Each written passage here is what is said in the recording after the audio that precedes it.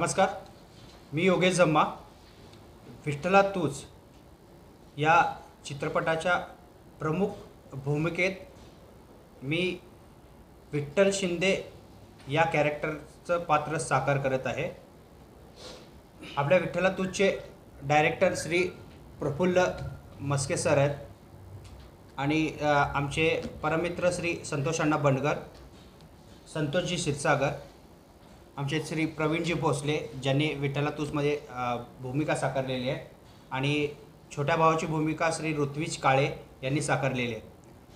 येत्या 3 मे रोजी संपूर्ण महाराष्ट्रात विठ्ठला तूच हा चित्रपट प्रदर्शित होत आहे. एका वेगळ्या धाटणीचा चित्रपट असून कुटुंबासहित बघण्याचा चित्रपट कुटुंबासहित बघण्यासारखा हा चित्रपट असून सोलापुरातील प्रत्येक नागरिकांनी हा चित्रपट पाहावा अशी मी सोलापूरकरांना एक विनंती करतो. कारण की खूप दिवस झाले कुटुंबासमवेत जाऊन चित्रपट बघण्याचे त्या काही चित्रपट आले नाहीत, पण चित्रपटाची कथा खूपच चांगली लिहिलेली आहे आपले डायरेक्टर साहेबांनी. प्रेम आहे, त्याग आहे आणि या चित्रपटाची जे गाणे आहेत ते डॉक्टर विनायक पवार यांनी लिहिलेले आहे. हर्षित अभिराज सरांनी एक गाणं लिहिलेलं आहे आणि प्रफुल्ल मस्के सरांनी एक गाणं लिहिलेलं आहे. तर या फिल्मच्या पूर्णतः जो संगीत दिग्दर्शनाचा भाग आहे तो संगीत दिग्दर्शनाचा भाग हा हर्षित अभिराज यांनी पार पाडलेले आहे. दूरच्या रानात केळीच्या वनात जो सॉन्ग मध्यंतरी आला होता त्याचे जे संगीत दिग्दर्शक आहेत ते हर्षित अभिराज यांनी देखील एक गाणं आपल्या चित्रपट म्हणलेलं आहे. आणि बॉलिवूडचे सिंगर जावेद अली आणि वैशाली माडे यांनी सखे तुझं लाजणं हा मराठी एक ड्युएट सॉन्ग म्हणलेला आहे.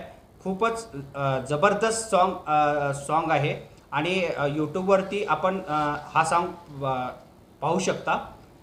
आणि या संदर्भात चित्रपटाबद्दल काही माहिती देत असेल तर मी प्रफुल्ल मस्के सर यांना विनंती करतो त्यांनी चित्रपटाबद्दल व्यवस्थित माहिती द्यावी.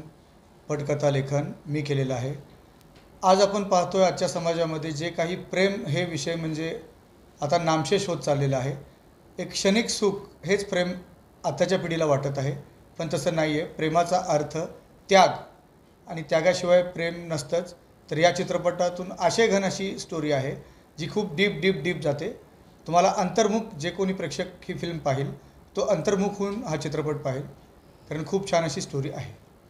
जास्त काही सांगणं योग्य ठरणार नाही. तुम्ही ज्यावेळेस पाहाल त्यावेळेस तुमच्या हे लक्षात येईलच.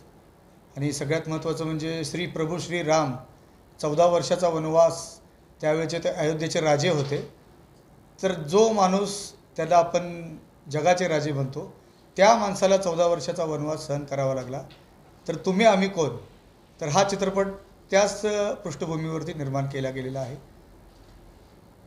जो कोणी नायक असेल तो आधुनिक श्रीराम, आधुनिक काळातला श्रीराम कसा असेल तर त्यातून तुम्हाला ते दिसेल.